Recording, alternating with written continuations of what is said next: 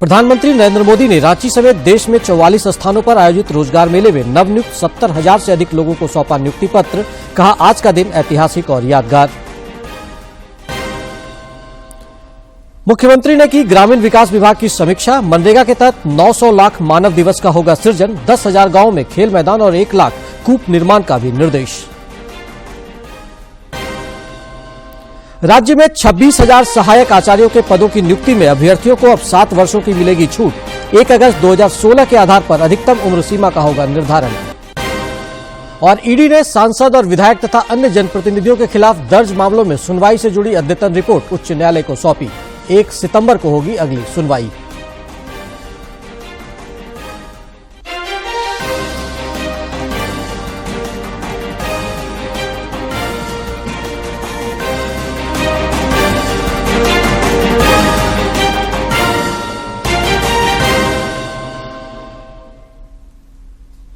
नमस्कार, मैं हूं दिवाकर कुमार और अब समाचार विस्तार से। प्रधानमंत्री नरेंद्र मोदी ने आज रांची समेत देश भर के 44 स्थानों पर आयोजित रोजगार मेले में नवनियुक्त 70,000 से अधिक लोगों के बीच वीडियो कॉन्फ्रेंसिंग के माध्यम से नियुक्ति पत्र प्रदान किए। इस दौरान श्री मोदी ने कहा कि जिन लोगों को नियुक्ति पत्र मिल रहे हैं उनके लिए यह दिन यादगार है और देश के लिए बहुत ऐतिहासिक है। प्रधानमंत्री ने यह भी कहा कि आजादी के इस अमृतकाल में सभी देशवासियों ने अगले 25 वर्षों में भारत को विकसित बनाने का संकल्प लिया है।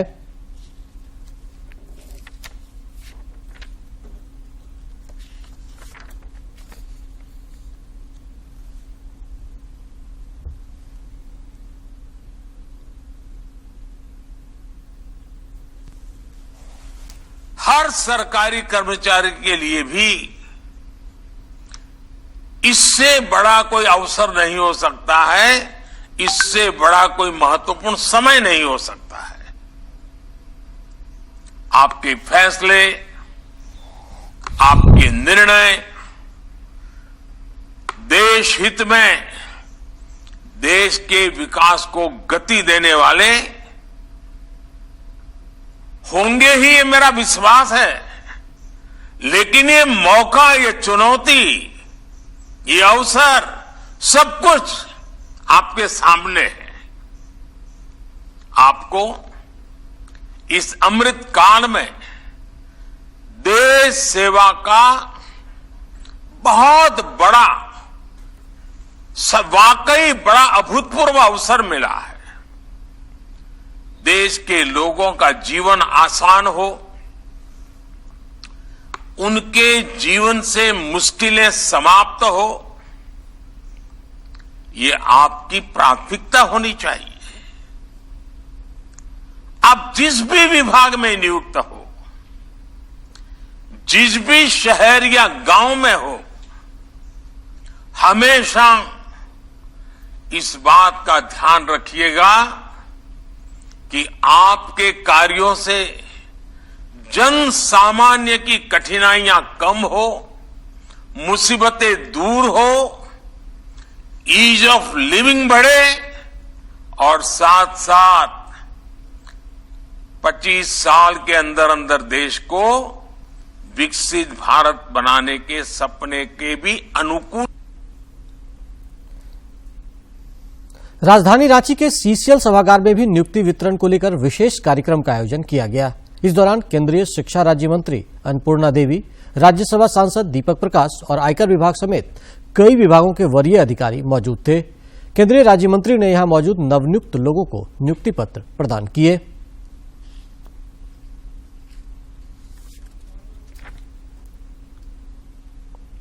आपके द्वारा बटन दबाते ही 70,000 से अधिक नियुक्ति पत्र, आज जितने भी नियुक्ति पत्र पाने वाले हमारे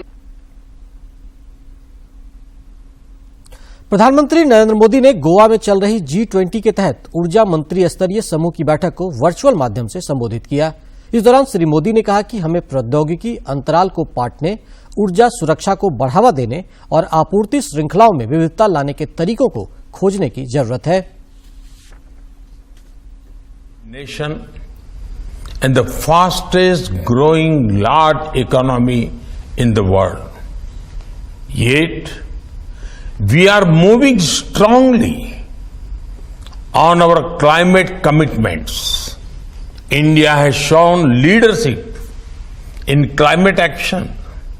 We achieved our non-fossil installed electric capacity target 9 years in advance. We have now set a higher target. We plan to achieve 50% non-fossil installed capacity by 2030. India is also among the global leaders in solar and wind power. I am happy that the working group delegates visited the Pavagadh Solar Park and Modera Solar Village. They have witnessed the level and scale of India's commitment to clean energy. Friends, in India, we have connected more than 190 million families with LPG in the last 9 years. We have also achieved the historic milestone of connecting every village to electricity.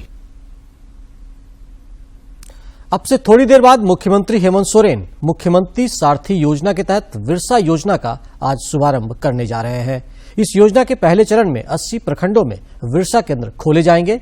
यहां युवाओं को निःशुल्क कौशल प्रशिक्षण दिया जाएगा।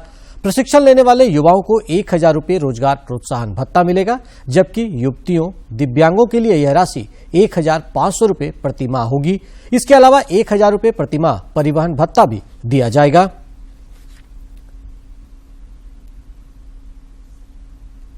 मुख्यमंत्री हेमंत सोरेन ने कल ग्रामीण विकास विभाग की योजनाओं की उच्च स्तरीय समीक्षा की। इस दौरान उन्होंने विभाग के तहत चल रही योजनाओं के बेहतर क्रियान्वयन का निर्देश दिया। मुख्यमंत्री ने विभागीय अधिकारियों को मनरेगा के तहत चालू वित्तीय वर्ष में 900 लाख मानव दिवस सृजित करने का निर्देश दिया। वहीं विरसा हरित ग्राम योजना के तहत 50,000 एकड़ भूमि में फलदार वृक्ष और शहीद पोटो हो खेल विकास योजना के तहत 10,000 गांवों में मैदान विकसित किए जाने पर जोर दिया। उन्होंने मनरेगा का सभी लंबित योजनाओं को जल्द पूरा करने का भी निर्देश दिया।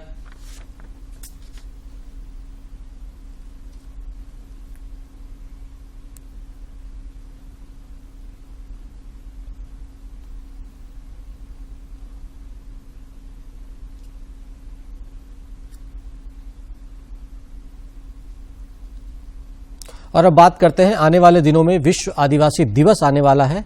विश्व आदिवासी दिवस के मौके पर राजधानी रांची में 9 और 10 अगस्त को 2 दिवसीय झारखंड जनजातीय महोत्सव का आयोजन होगा।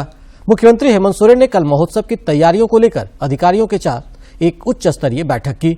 उन्होंने कहा कि महोत्सव का आयोजन इस तरीके से किया जाए कि झारखंड की जनजातीय कला संस्कृति को देश दुनिया में अलग पहचान मिल सके। महोत्सव के दौरान झारखंड की कला संस्कृति को एक मंच पर दिखाने की कोशिश होगी। साथ ही साथ इस दौरान हॉकी, फुटबॉल और तीरंदाजी की भी प्रतियोगिताएं आयोजित की जाएगी।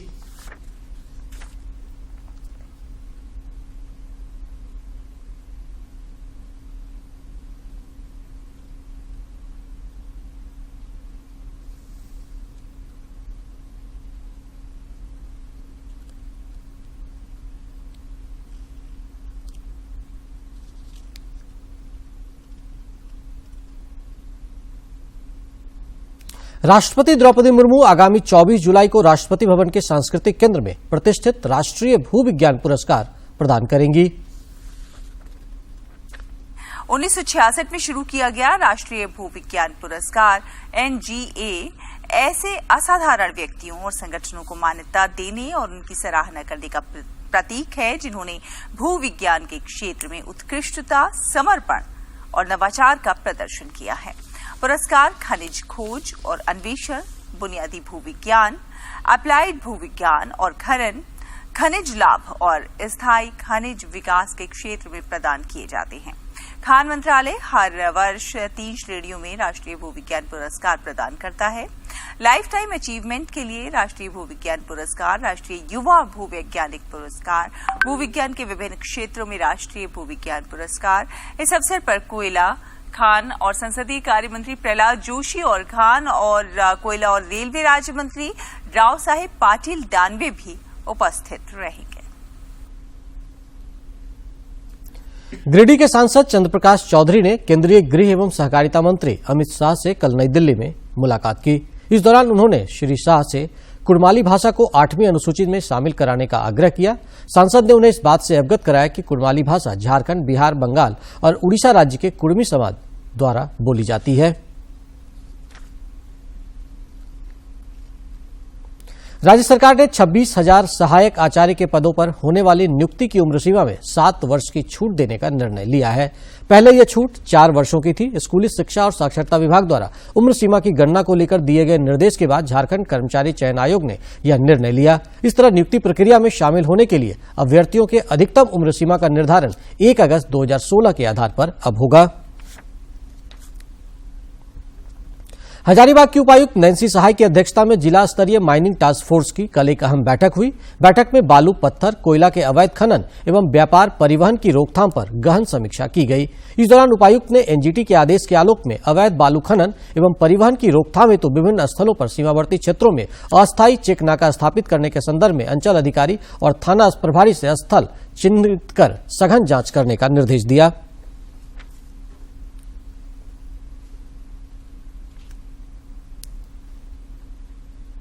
और अब रेल यात्रियों के लिए एक अच्छी खबर। रांची रेल मंडल के नामकुम, बालसरिंग और टाटी सिलवे स्टेशन पर यात्री सुविधाओं के विस्तार योजना को दक्षिणी पूर्वी रेल मुख्यालय ने मंजूरी दे दी है।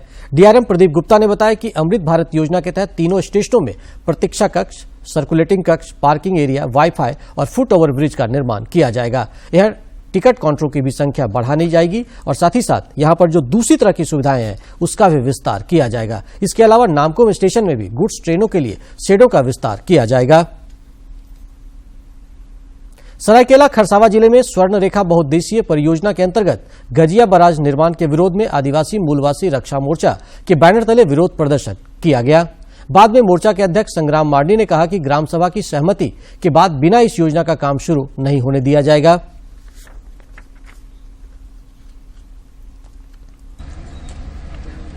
राज्य सरकार द्वारा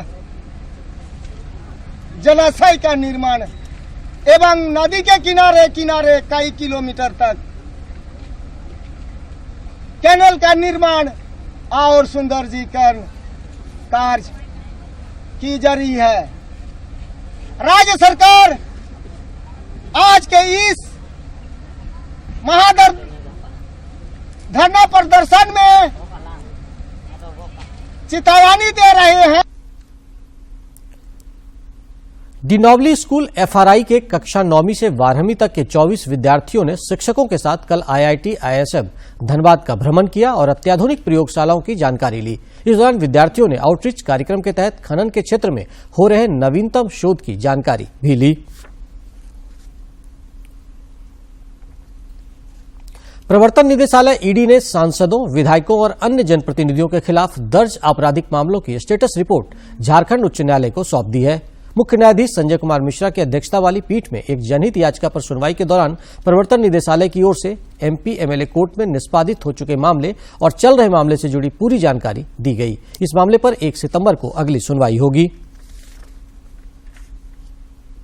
आगामी लोकसभा और विधानसभा चुनाव के मद्देनजर गिरिडीह के एसडीएम विशालदीप खलखो ने सभी राजनीतिक दलों के साथ एक बैठक की। इस दौरान उन्होंने राजनीतिक दलों के प्रतिनिधियों को बताया कि अब पूरे सदर विधानसभा में कोई नया मतदान केंद्र नहीं बनाया जाएगा। जो मतदान केंद्र जर्जर हो चुके हैं और जिसमें वोटरों के लिए कोई सुविधा नहीं है उसे हटाकर 2 किलोमीटर के दायरे में लाया जाएगा और नए मतदान केंद्र बनाए जाएंगे।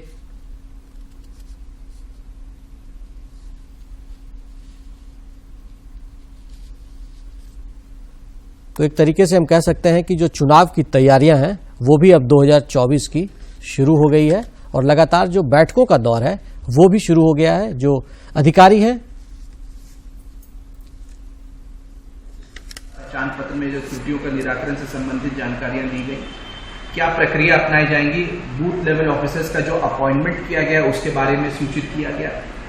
पॉलिटिकल पार्टी से अपेक्षा की गई और अनुरोध और अपील किया गया कि बूथ लेवल एजेंट्स की नियुक्ति करें, प्रतिनियुक्त करें ताकि चेक्स एंड बैलेंस हम लोग बूथ लेवल की कार्यक्रमों पर कर सके।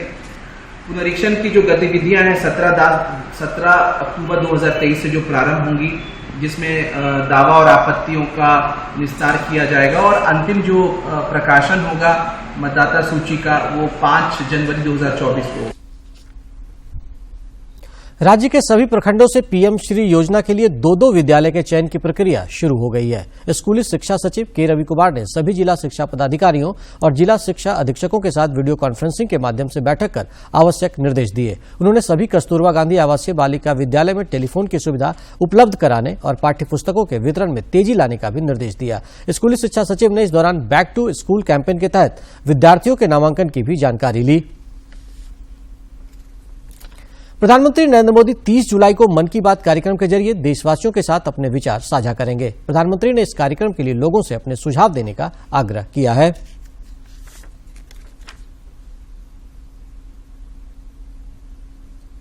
मन की बात है जन जन की, संघर्षों के कुछ किस्से, कहानी कुछ सफलताओं की, अनकही विरासत की, उम्मीदें नए भारत की। महीने के आखिरी रविवार का रहता है इंतजार। ब्रह्मपुत्र के घाट से हिमालय के विस्तार तक होती है मन की बात प्रधानमंत्री के साथ। तो सुनिए, इस महीने 30 जुलाई सुबह 11 बजे मन की बात आकाशवाणी और दूरदर्शन के सभी चैनलों पर। आप भी माननीय प्रधानमंत्री के मन की बात का हिस्सा बन सकते हैं। इसके लिए आप अपने सुझाव post box number 111 Akashvani Delhi पर भेज सकते हैं। नमो ऐप या माई गॉव के ओपन फोरम में पोस्ट कर सकते हैं। तो याद रखें, रविवार 30 जुलाई सुबह 11 बजे मन की बात। तो मन की बात को लेकर आप अपने सुझाव इन नंबरों और जो प्लेटफॉर्म दिखाए गए अभी तस्वीर में उस पर आप दे सकते हैं। और अब बात कर लेते हैं राज्य के विभिन्न जिलों की और देखते हैं जिला खबर में कुछ संक्षिप्त खबरें।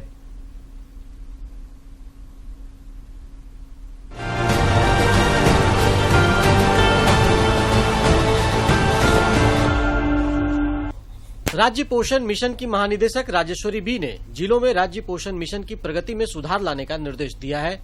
उन्होंने पोषण मिशन पर समर अभियान की समीक्षा की। इस दौरान समर अभियान कार्यक्रम में नामांकित बच्चे, अति गंभीर कुपोषण श्रेणी से ठीक हुए बच्चे विषय पर विस्तृत रूप से चर्चा हुई। रांची के उपायुक्त राहुल कुमार सिन्हा बेरो और बारीडीह में लगने वाले वार्षिक पढ़ा जतरा समारोह को राजकीय मेला घोषित करने के संबंध में जिला स्तरीय समिति की बैठक की।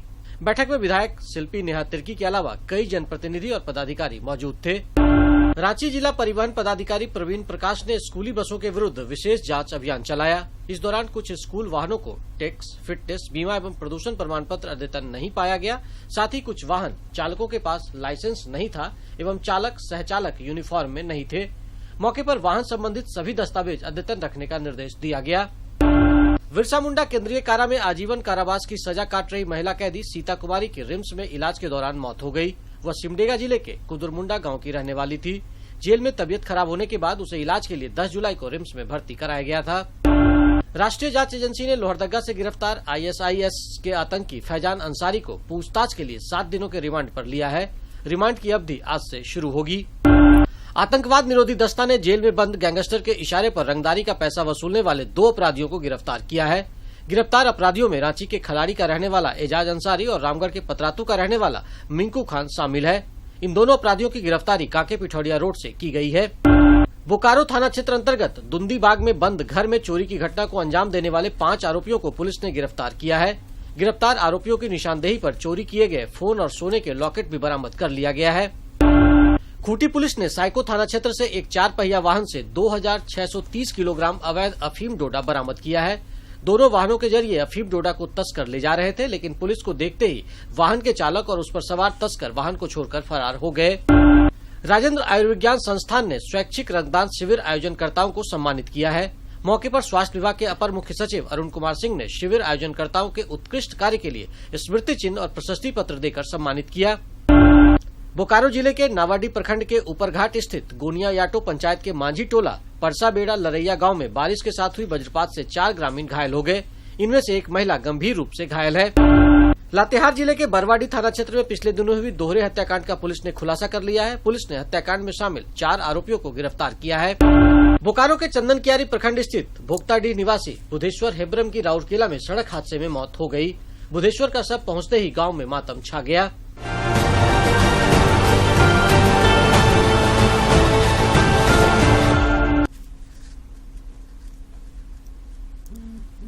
और अब बात मौसम की, जो इन दिनों किसानों को काफी परेशान कर रखा है।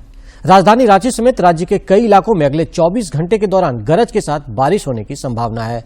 रांची स्थित मौसम विज्ञान केंद्र ने इसे लेकर येलो अलर्ट जारी किया है। मौसम विज्ञान केंद्र के अनुसार 25 जुलाई तक रांची और आसपास के क्षेत्रों में आमतौर पर आसमान में बादल छाए रहेंगे और कहीं कहीं तेज बारिश होने की संभावना है।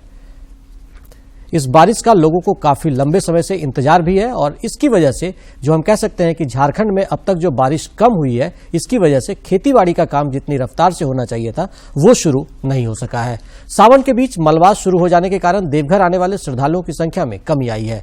हालांकि अब भी कई ऐसे भक्त हैं जो अनोखे तरीके से बाबा दरबार पहुंच रहे हैं। अयोध्या के विष्णुदास महाराज भी एक ऐसे ही श्रद्धालु हैं जो साइकिल से यात्रा कर बाबा धाम पहुंचे हैं।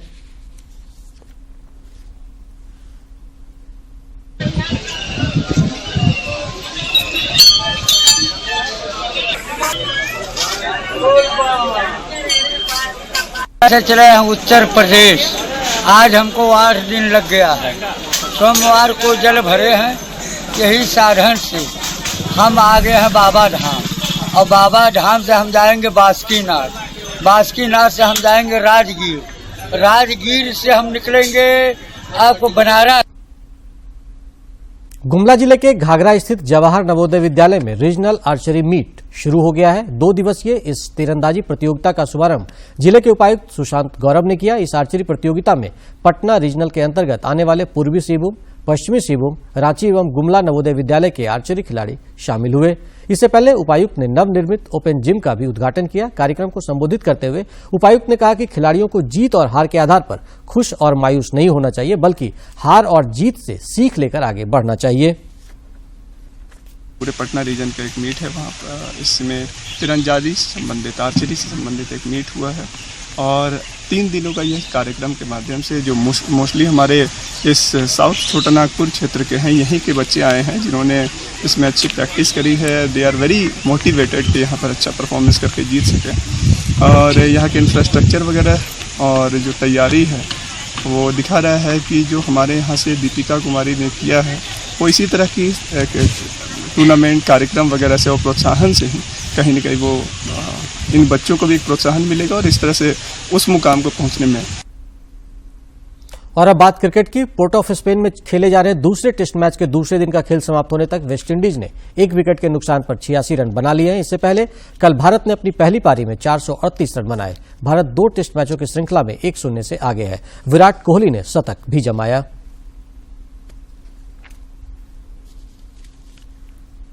और अब बात आपके सेहत की।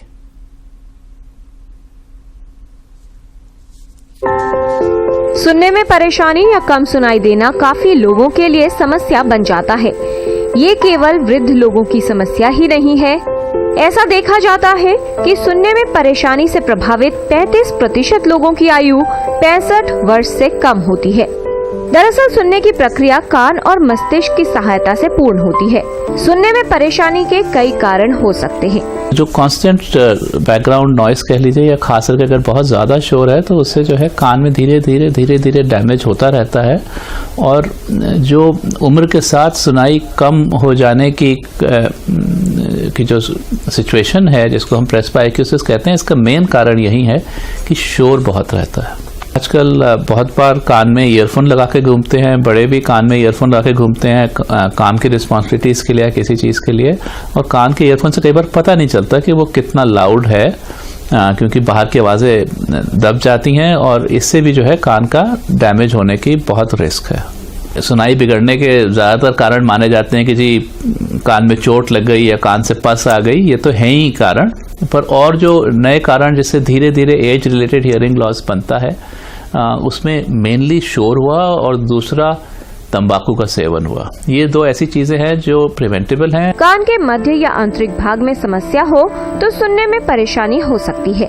कान में मैल, कान के पर्दे या अंदरूनी भाग में क्षति, कान में संक्रमण, ये सभी कारक हमारी सुनने की क्षमता को प्रभावित करते हैं। नॉर्मली आप और मैं जो है जब सुनते हैं तो बोलने वाला करीब 50-60 डेसिबल की आवाज पे बोल रहा होता है और यही साउंड है जितने पे आवाज होनी चाहिए।